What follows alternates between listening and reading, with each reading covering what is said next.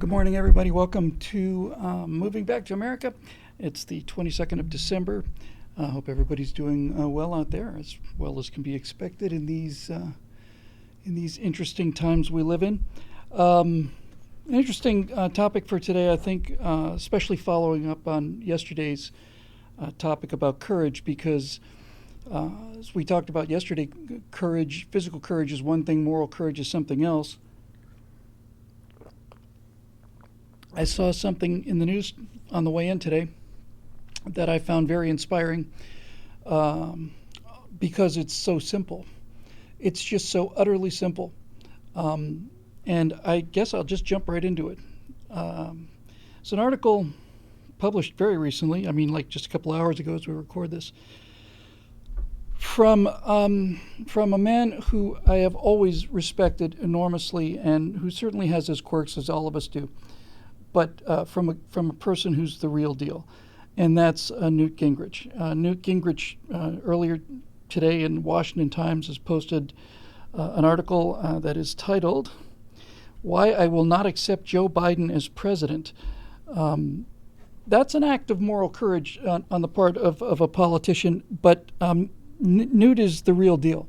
He is really, in my opinion, he really is a conservative. He's been a conservative since Clinton, and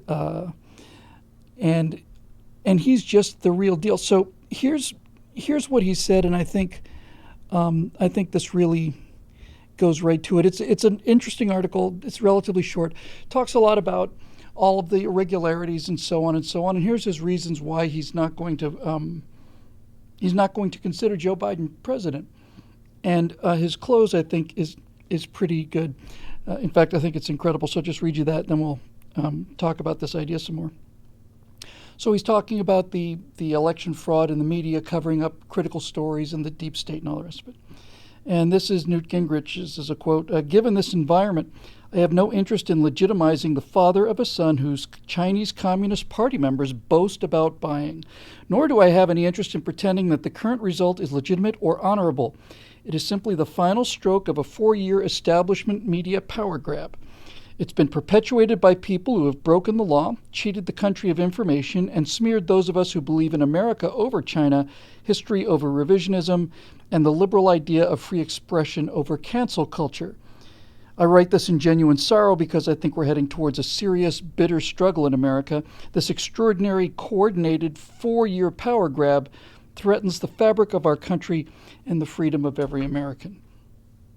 Well said, Newt, as usual. But the reason I think this is really important is not only for what it shows us, but for what it reveals. In other words, not just the positive image of what Newt Gingrich said, but the negative space of what hasn't been said everywhere else. This entire thing is going to be, I think, quite a big surprise to these criminals and thieves. I really think they're going to be quite shocked, because I think the fundamental attitude of 80 million, 100 million of us is simply no. Now, there's all sorts of things to talk about in terms of what we could have done or should have done or whatever, but at this point moving forward, there is no moving forward. I'm not going to use that term, if I can help it, and if I catch myself, I'm going to stop myself. I am not going to get over this. I am not going to get over this. I'm not going to get over it. I'm not going to stop fighting about it. I'm not going to get used to it, and I'm not going to accept it, ever. Not ever, no. Until and unless, and I already know the answer to this question, somebody provides an understandable, simple, airtight explanation for the hundreds of cases of irregularities that we've seen. I am not going to accept this, the result of this election, and this is not a question of, gee, he's not my president. No, he's not the president, and I refuse it. I refuse to accept it. I refuse all of the obligations that I had to my government, and not only do I refuse those, I have a moral obligation to overthrow this illegitimate government. And so when I say all of the things that aren't there, just as a small example of the kind of thing we should be thinking about in the future, and every day I become more and more convinced I'm going to have to get dragged into politics with this. I just don't know. It is the last thing in the world I want to do. But I don't know what else to do because sometimes the solutions just seem so clear to me. So let me tell you what I would have done if I had been a leading representative of the U.S. Congress, or if the Republican Party had any spine whatsoever. I would have simply said, we are not going to participate in this. We're going to go to work. We're getting paid to go to work. And every single Republican in the entire Capitol building, in both the Senate and the House, are going to sit outside or stand outside on the stairs of that building, and we are not going to go inside until and unless there is an explanation for these fraudulent activities. And if they think that they can get away with it, then I want the American people to see it on TV. I want to see Joe Biden addressing a State of the Union address, not where half of the people are not standing up or wearing different colored dresses. I want where half of them are not there. They're simply not there. And they're not there out of some kind of petulant sort of, oh, I didn't like what he did, or just, no. It's like, no, we're not going to attend this because he's not the president of the United States. He's not. If he was, we would attend. And if he said things we didn't like, we wouldn't clap for them. But this is completely different. We are not going to be there. We're not going to be there.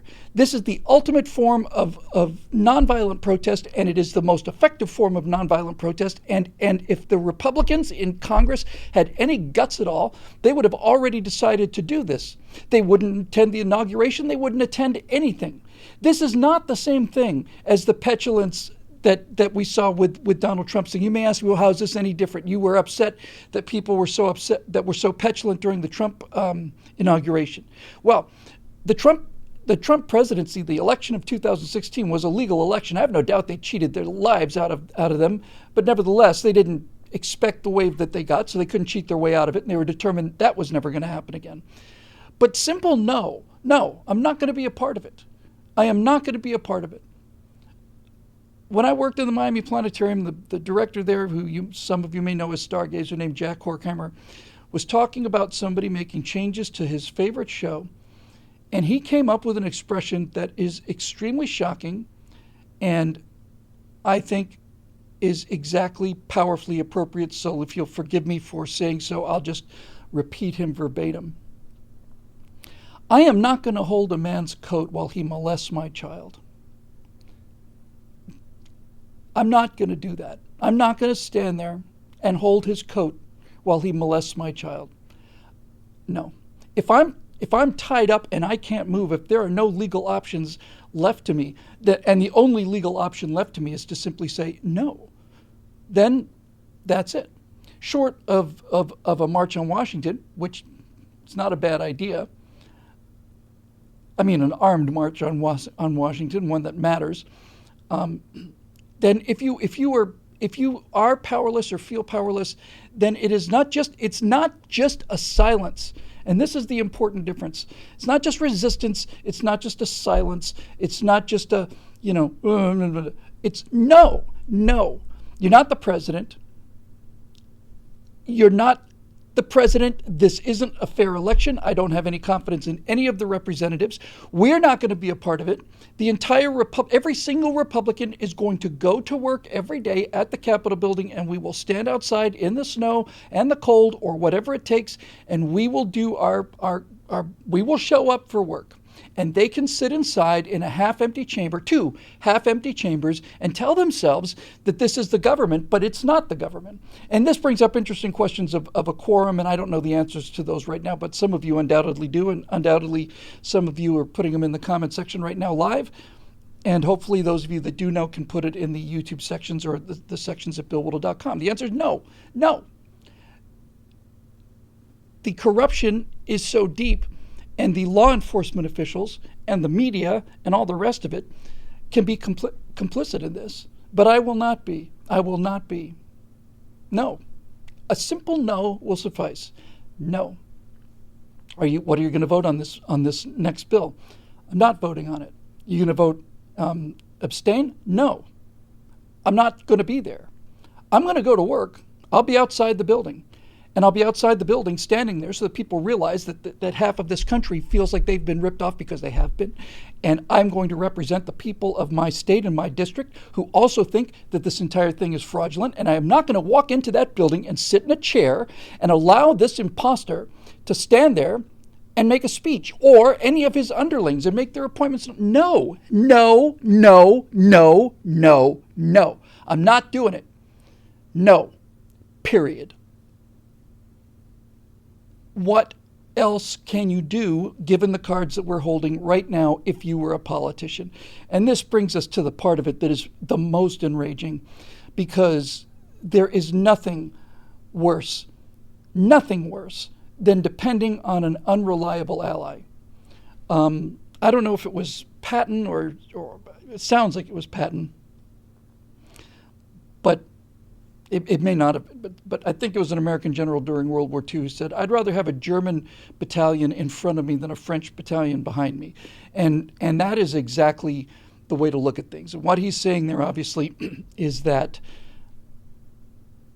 it is better to have no support than support you can't count on. Because if you have no support, then you know you're on your own, and you know that you have to do all of this, and there is no rest and there's no relief, nothing. You're on your own, and that's that. But when you have somebody behind you who is telling you, all right, I'll take over and I'll be there and we'll stand together and so on and so on and so on, and then when it comes time for you to take a rest or just go to the bathroom, so to speak, and the next thing you know, you come back from a 5-minute bathroom trip and the guy's in bed with the people he's supposed to be protecting you from and throwing jewels in the air, and, you know. How many Republicans, how many of them have had the simple courage to say no? We know about 100 of them said they weren't going to be seated, and so on and so forth. And those people deserve our respect and our support. But how many others didn't? And we did a right angle on this last week, where Mitch McConnell said, okay, well, the Electoral College has voted, so congratulations, President-elect Biden.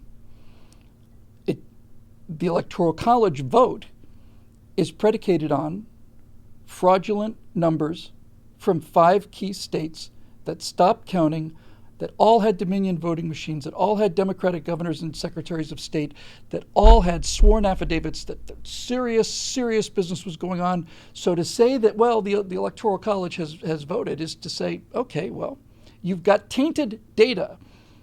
This reminds me, as a very, very brief aside, of what happens when people say, oh, there's 90,000 climate scientists all agree that global warming is real and an immediate danger. And you think, wow, 90,000 scientists, that's pretty amazing. And what you come to realize is there's 90,000 scientists that are working off of 2 data sets, which are from the National Oceanographic and Atmospheric Association and also from East Anglia College in Great Britain.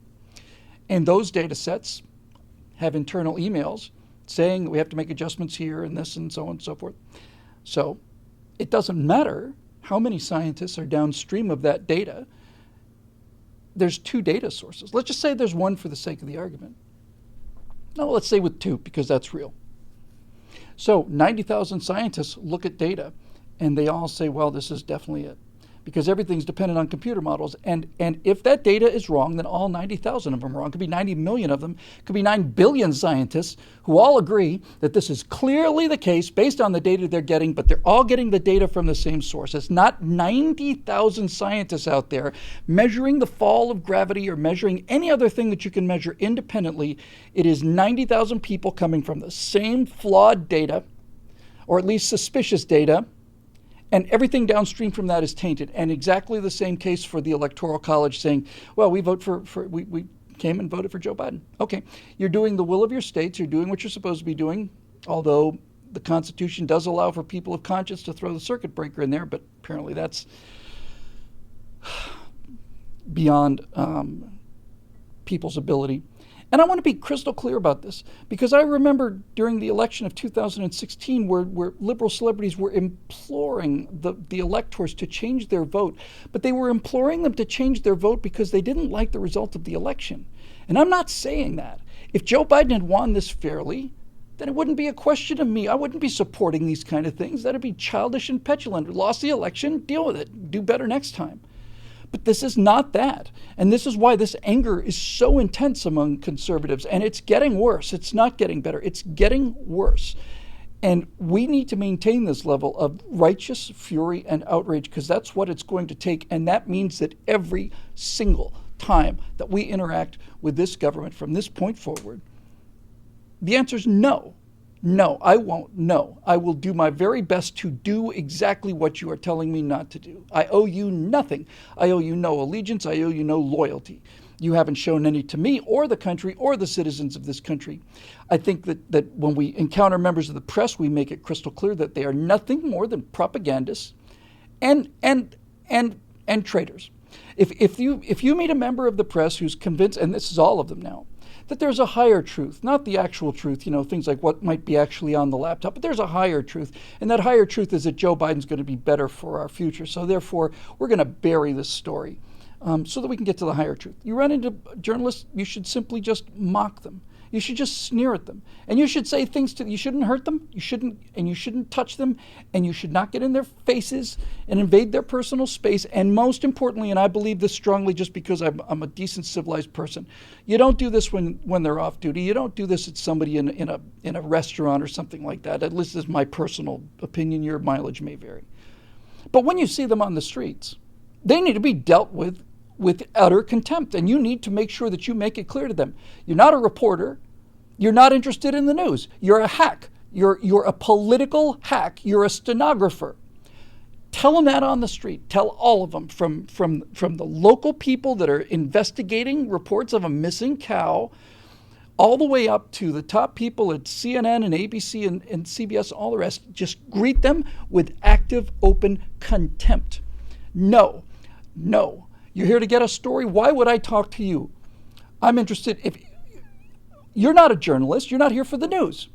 You're a propagandist. You're here for your party line. You get nothing from me. And you can get off my lawn, by the way, while we're at it. This is the kind of thing that is just the beginning. This isn't the end of this. This is the beginning.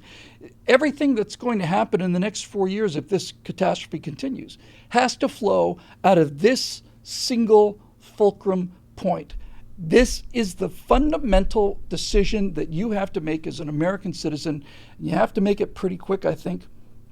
And the question you have to ask yourself is, am I going to go along with this or am I not? Now, if these things continue to go the way they're going, and Joe Biden stands there, or undoubtedly he'll do his inauguration from the basement because of this disease that strikes down 0.01% of the people that manage to catch it. You have to ask yourself, nothing will flow out of anything in the next 4 years in terms of the efforts to recover this government that used to represent the country. Nothing is going to change and nothing is going to happen if you don't ask yourself that fundamental question of not whether you like Joe Biden and not whether you think Kamala Harris is a communist, because as much as I'd like to say that was the issue, it's not. Kamala Harris is a communist. Joe Biden is a senile crook. And if the communist and the senile crook had been fairly elected, then they would be my senile crook president and my communist vice president, because I'm a citizen of the United States and we lost that election. And if you don't understand the difference between these two things, if you don't understand the difference between being upset and petulant and stamping your feet because you lost a fair election versus the absolute refusal to cooperate and a ongoing commitment to overthrow this illegitimate government that was seized through criminal activity and a great deal of foreign influence on top of it, by the way, then nothing else is going to make any sense. And this is why this fundamental, simple no has to happen, because otherwise it's just going to be the same kind of thing that we saw the left do for the last 4 years, which is protests and wave flags and bumper stickers and it's not going to cut it. This is bigger than that, and we all know it. So where this goes from here is, of course, the open question, and how that no translates into actual action is something I guess we're going to discover.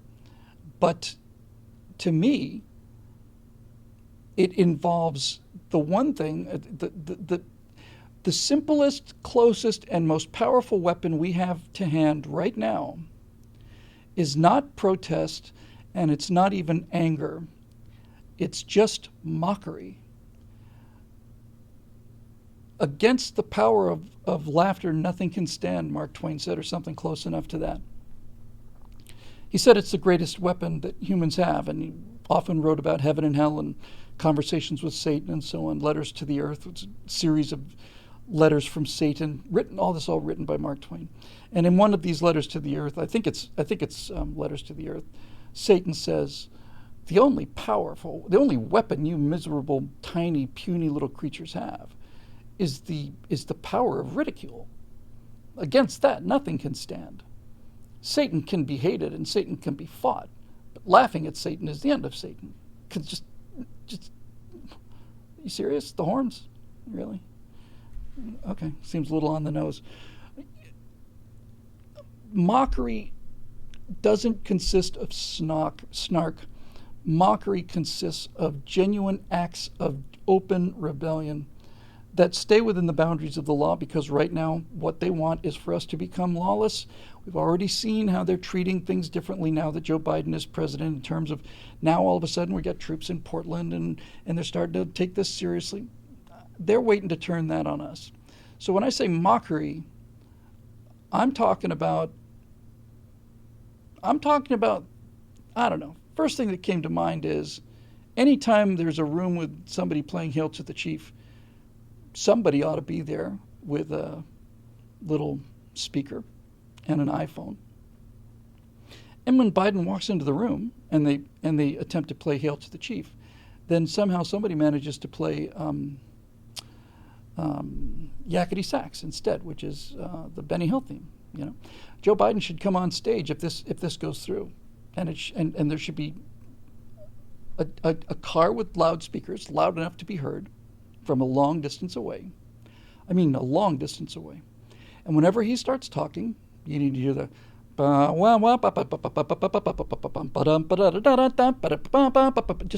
just clown music. Clown music. Active mockery and active unwillingness to accept the fact that he's the president.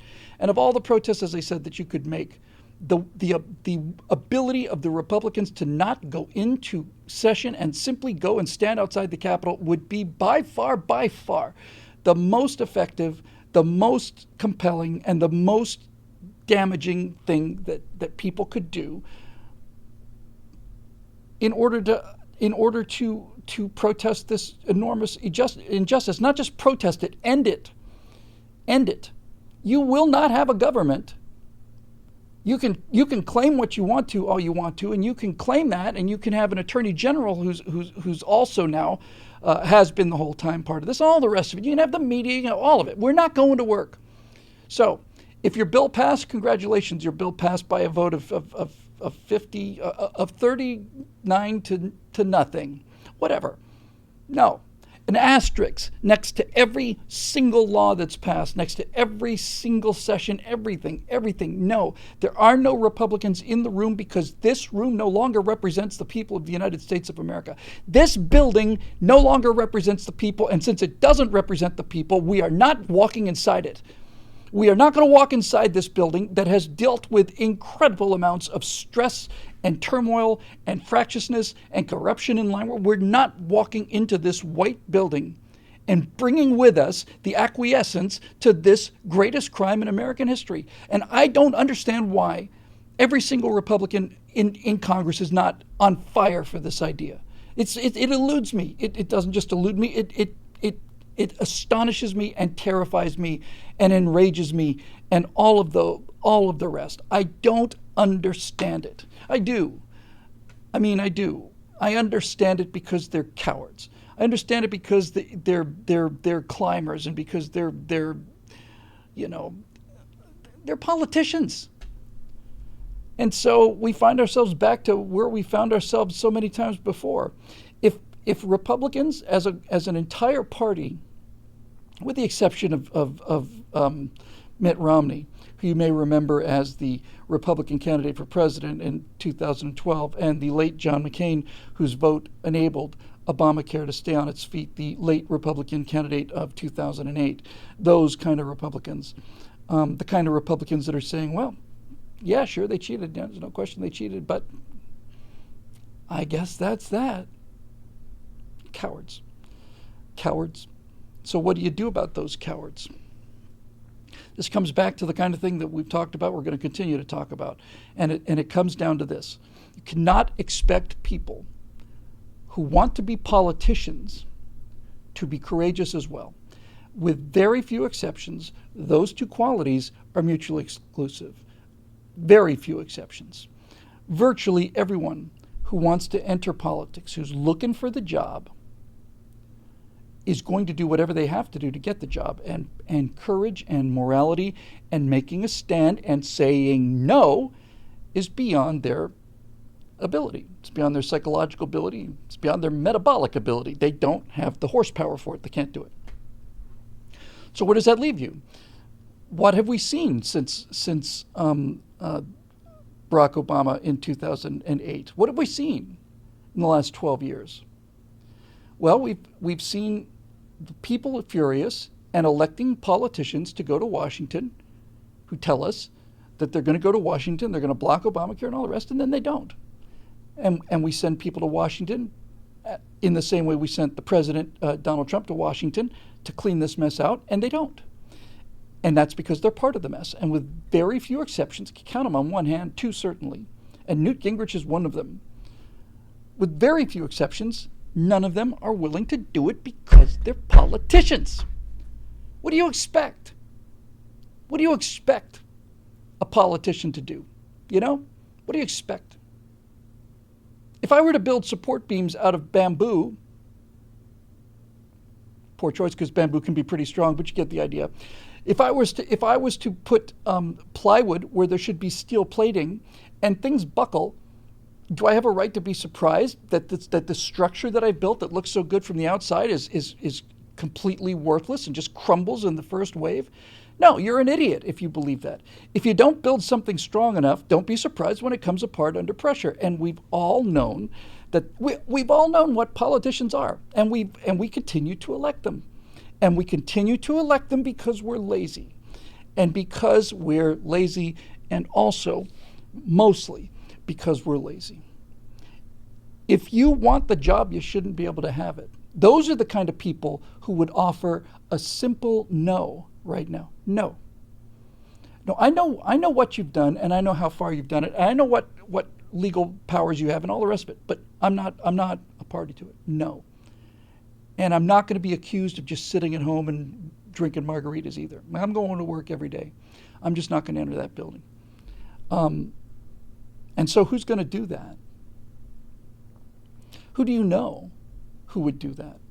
Who do you know who has the moral courage and the moral clarity to do something as simple, as fundamentally simple as what Newt Gingrich did today as we record this? Simply go on record in public, in a newspaper, and say, I do not support him. I don't think he's the president. He is not the president. I'm not going to get along with him. He's not getting my congratulations. On the contrary, I am utterly convinced the man's a criminal. I'm convinced he's a foreign agent, and I'm convinced he's a liar, and I'm convinced he doesn't know any of these things because his mental abilities are so degraded. I'm not going to be a part of it. Who do you know personally? Who do you know personally who has the fundamental, basic moral courage to just simply say no to something like that? Now, the one thing I do know is, if you're watching the show, you know a number of people, because people like you and me can't associate with people who are perpetual liars and people with no character whatsoever. They make us ill and dirty, and it's just an unpleasant experience. The flip side of this is there are many people of integrity that I disagree with passionately about a lot of things. That's a almost pleasant experience. Can be. So who do you know? Who do you know who you could send to Washington who would do something as simple as what Newt Gingrich did, who is the real deal, and simply say no? How many times have we seen it? We know Ted Cruz is going after these people, few others. We know that Justices Thomas and Scalia, I'm sorry, that's a slip that just comes out of raw sadness. But I didn't mean any disrespect to Justice Alito, because he's also rock solid. Those two people didn't have any problem whatsoever seeing that this was a crisis that had to be dealt with by the highest law enforcement agency in the land. There's a term that is a really useful term. It comes from mining and metallurgy, and it's called a fire assay. And what a fire assay is basically it's a way to determine the purity of the metal by melting it. There's really no way to determine how pure the gold is or how much gold is in the actual rock, what's the concentration of the gold versus the ore, and so on and so on and so on, but mostly purity and so on. Unless you do a fire assay, you can look at it with a microscope all you want to, or jeweler's loupe or whatever, smash it to bits. But if you want to find out how pure that gold is, you have to melt it. You have to subject it to enormous levels of heat. And once you subject it to enough heat, then the gold will melt out. And this is called a fire assay. It allows you to assess the purity of various metals, not just gold either. And so what we have seen since November 3rd is we have seen a gigantic national fire assay of the entire political class of the United States of America. And with the very few exceptions that I've mentioned, almost all of it is was it anthracite? It's fool's gold. Looks like gold on the outside from a long way away. It's got a little glitter to it. But even this distance inspection will show you that's not gold. It's just somewhat gold colored. It's fool's gold. You have to be a fool to believe that that is gold. And so we send these fool's gold politicians to Washington. They call themselves Republicans and conservatives, and they say they're going to stand up and do the things that we want them to do. But they're not really made out of gold. They're made out of a crystal that looks a bit like gold. And we continue to buy it. The real actual element, the 24-karat pure gold that is necessary to withstand the kind of corruption that we're dealing with, does not exist in the body of somebody who wants the job.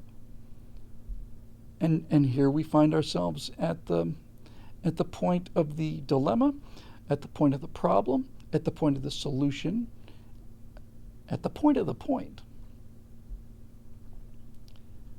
Who is going to run for office that absolutely despises the idea of running for office? Who's going to do it? Now, we saw some Tea Party candidates in 2010, and some of them, they were all enthusiastic. Some of them were terrible candidates. It's just, I mean them no disrespect, but they weren't great candidates. But I absolutely know in the bottom of my heart, and you do too, if you're watching this, you know without question, I believe this of every single viewer who's watching this out of a sympathetic viewpoint to this argument.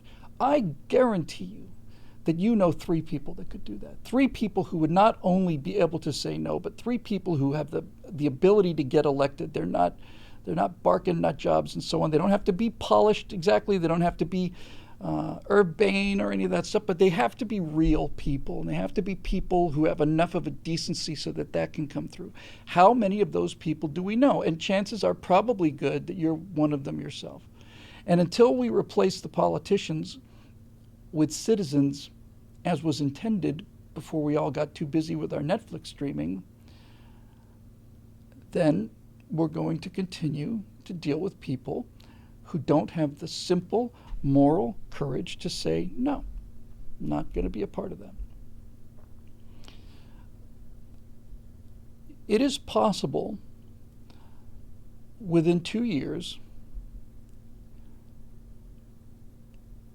to put enough citizens into office to reform the voting criteria for the individual states, to completely eliminate electronic voting, to eliminate mail-in voting. A mail-in vote should be as difficult to get as an absentee ballot used to be. You have to have a damn good reason for not going. There's no reason why we couldn't.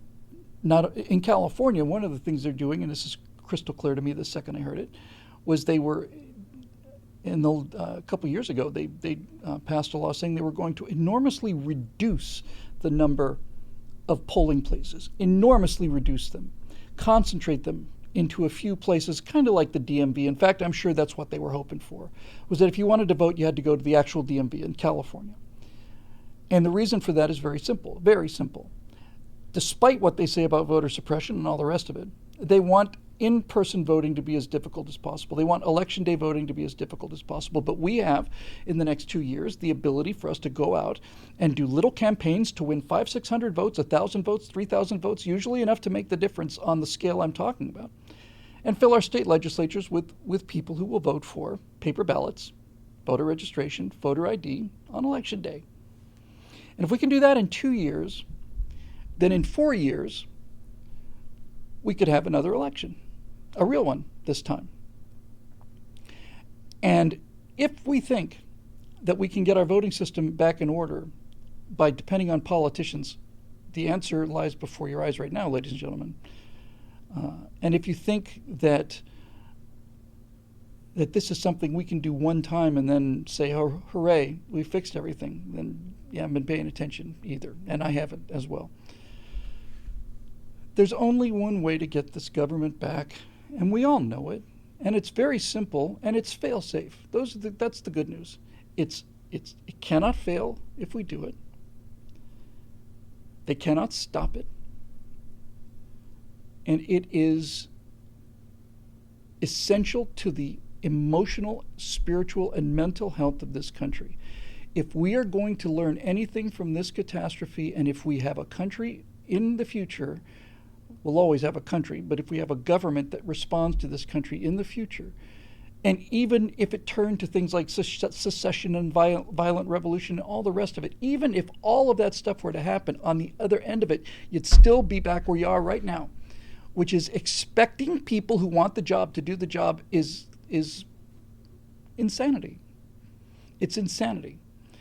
In their wisdom, the Founding Fathers made it possible for the American people to completely, this still boggles my mind, it might boggle yours if you actually sit down and think about it, to completely flush the entire House of Representatives. 2022, we could have 435 new representatives. Every single one of them, theoretically, could be a freshman. And we're constantly told, well, they wouldn't know what to do. They wouldn't have the rules. Good.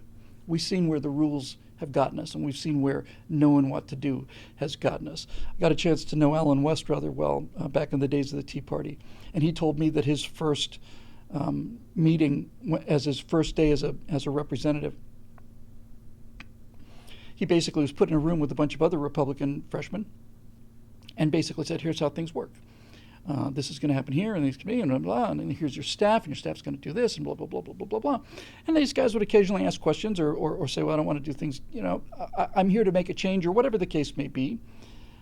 Most of them were probably just delighted to be there and grateful for their free health care and all the rest of the stuff that is